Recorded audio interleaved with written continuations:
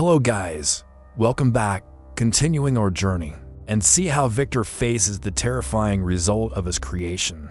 It was on a dark and gloomy night in November when I finally witnessed the result of all my labor. With a feeling that almost turned to agony, I arranged the instruments around me, preparing to breathe life into the lifeless form lying before me. It was past midnight. Rain tapped sadly against the window, and my candle was nearly extinguished when, in its faint flicker, I saw the dull yellow eye of the being open.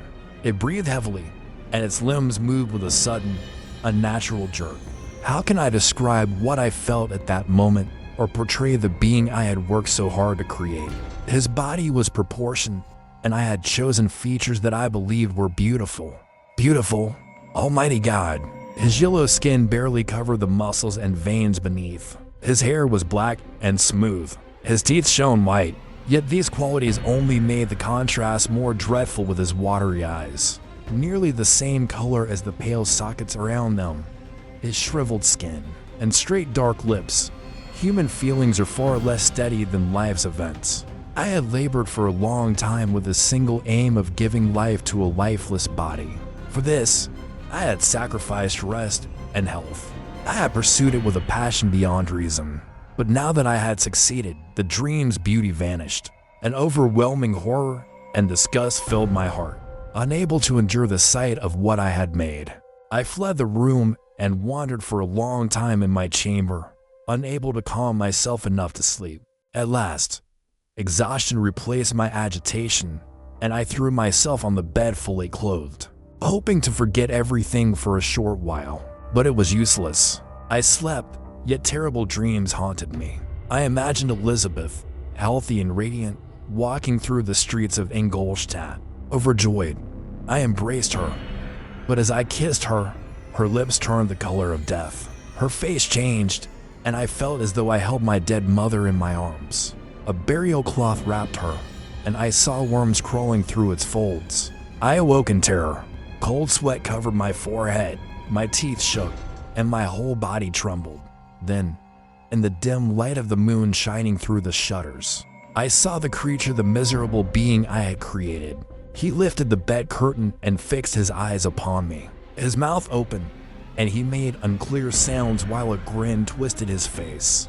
He might have spoken, but I did not hear. One hand reached out as if to stop me, but I escaped and ran downstairs. I found shelter in the courtyard, where I remained the rest of the night, walking in distress, listening to every sound, fearing each one might signal the approach of the dreadful being to which I had given life. No human could endure the horror of that face. Even a revived corpse could not be as hideous as the creature. I had seen him before he was complete. He was ugly then, but once his body moved, he became something beyond imagination, more terrible than anything even a great poet could conceive. I spent the night in misery. At times my heart beat so fast I could feel every pulse. At others, I nearly collapsed from weakness. Along with my fear came deep disappointment. The dreams that had once sustained me had turned into torment, and the change was sudden and complete. Morning finally arrived, cold and wet, revealing to my tired eyes the church of Ingolstadt with its pale tower and clock marking the early hour.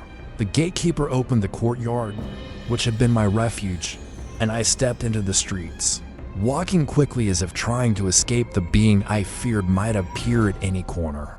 I did not dare return to my room, but continued forward despite the rain pouring from the dark sky.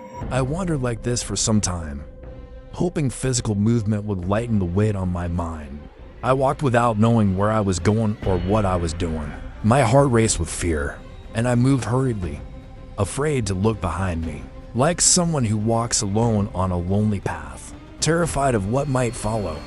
Eventually, I reached an inn where carriages usually stopped. I paused there without knowing why, staring at a coach approaching me.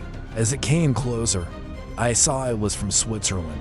It stopped near me, and when the door opened, I recognized Henry Clerval, who immediately jumped out upon seeing me. He greeted me warmly, expressing his joy at finding me there at that very moment.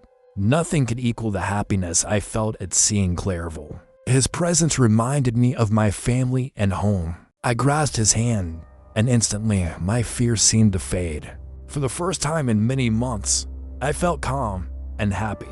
I welcomed him warmly, and we walked toward my college. He spoke about our friends and his excitement at being allowed to come to Ingolstadt. He explained the difficulty of convincing his father, who valued practical knowledge over education, but said his father's affection had finally allowed him to pursue learning.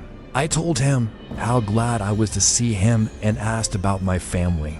He replied that they were well, but concerned about my silence.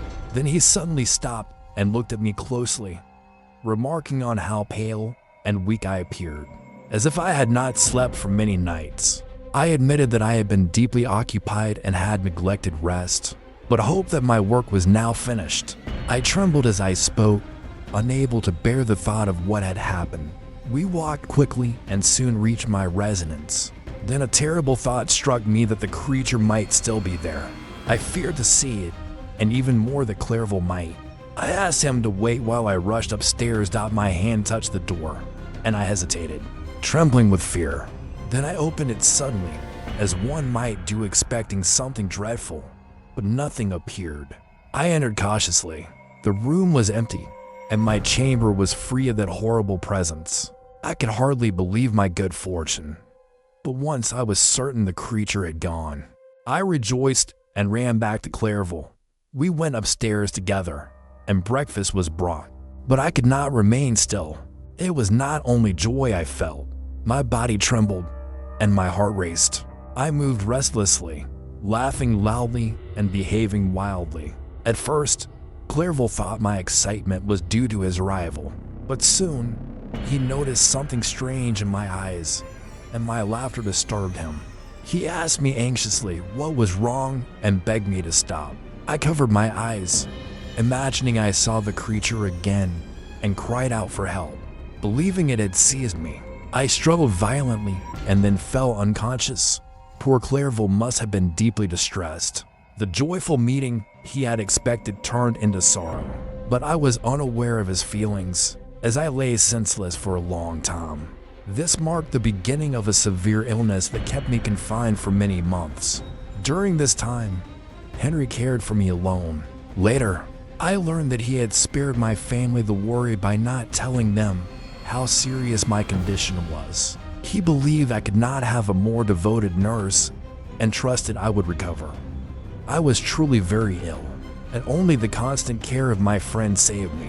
The image of the creature was always before me, and I spoke of it endlessly. At first, Henry thought my words were the result of fevered imagination, but my repeated references convinced him that something terrible had caused my illness. Gradually, with many setbacks that troubled my friend, I began to recover.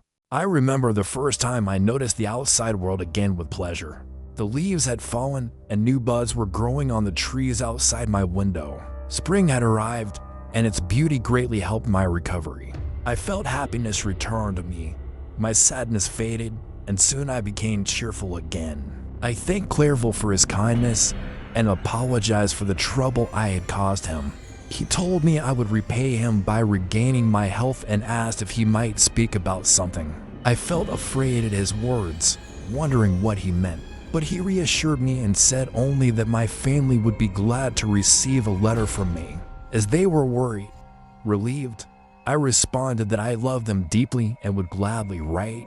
He then told me he had a letter waiting for me, sent by my cousin. Thanks for watching. Like, share, and subscribe for more amazing stories.